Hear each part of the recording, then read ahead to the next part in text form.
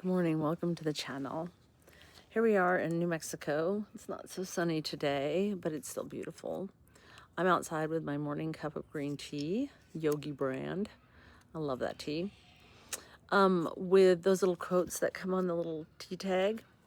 And it says, personal growth lies within the unknown. Courage permits you to explore that space. I just think that's sweet. Anyway, if you're new here, thank you so much for joining us and welcome. If you're returning, thank you so much. Truly, I'm humbled and honored to walk this journey with you.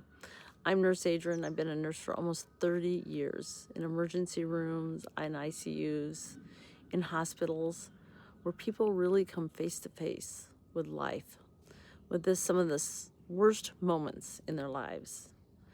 But in this space is different. It's about kindness and healing, the kind that starts inside of us. Today, I want to talk about something that a lot of us carry but rarely speak to. It's that quiet, persistent feeling that says, I'm not enough, I'm not thin enough, I'm not smart enough, I'm not productive enough, I'm not attractive enough, I'm not spiritual enough, I'm just not enough, right?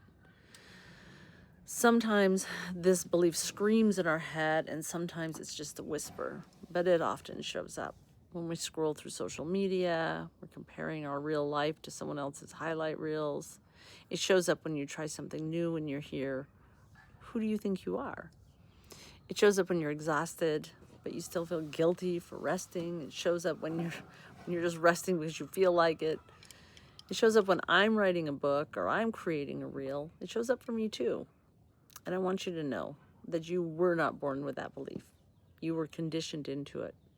Just watch a toddler for 5 minutes and you will know you were not born with that belief. From the time we're little, we're taught that love and worth had to be earned, right? Get good grades, be quiet, be helpful, be thin, be thinner, be strong, be pleasing. Don't be angry, don't be messy, don't need too much. Be a good girl, be a good boy. And when we couldn't fit into those boxes, we kept thinking the problem was us. We don't think it's the system, not the expectations put upon us.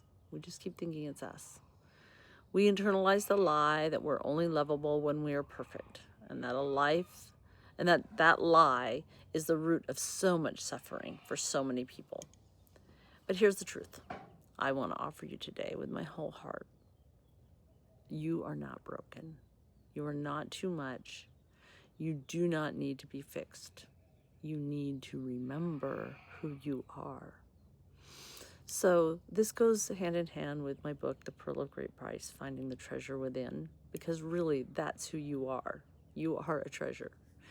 You're an expression of God, the universe. You're an expression that is so unique. You are like a pearl. And if you think about how pearls are formed, I use this analogy a lot. They're formed under pressure, not because you're weak, but because something irritating, gritty, and painful got inside. And the oyster will just wrap it in layers of protection and create something beautiful. And you are that something beautiful. So what do you do? What do we do with our pain? We often build layers or stories or beliefs that protect us.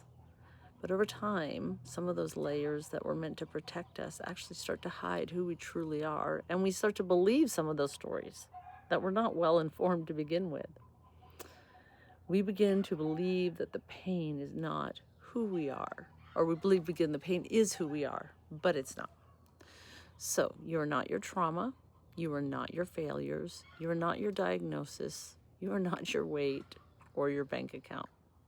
You are that pearl. You are the product of these things, but you are not. It's not who you are. You're not your thoughts. You're not your body. You're still that pearl, luminous and worth everything. So one exercise that I started when I started on this journey, and I can't remember who exactly shared it with me. If I do, write it in the comments if you know where this came from. And I'm probably not only one person, but go in front of the mirror. I know it feels really weird, but actually make eye contact with yourself. It feels uncomfortable. It actually felt painful for me. I had a hard time doing it, but I really want you to try. I really want you to look yourself in the eye, not at your hair, not at your wrinkles, not at your flaws, but look in your eyes and say, I see you. I see you. You're pretty. You're sweet enough. You're nice enough. You're ornery enough. Whatever it is that you are, just say it out loud. Whisper it if you need to. Take 1 minute every day and remind you. Because this isn't vanity. This is about connection. This is about building relationship with the one person you are guaranteed to live the rest of your life with. You. And I'm just going to remind you, you are not broken. Yes, we have some wounds. Yes, we have some stories. But underneath it all, you are still whole. Every time you choose compassion for yourself over criticism, every time you tell yourself a kinder story, every time you look in the mirror and say, I love you, even if it's only a whisper, you are remembering your worth. You are uncovering your treasure. And I am so proud of you for being here. This is just the beginning. If this moved you in any way, share it with someone you love. Comment below and let me know how this mirror exercise goes for you. And don't forget to subscribe, because we are just getting started. I'll see you next time, friend. Namaste.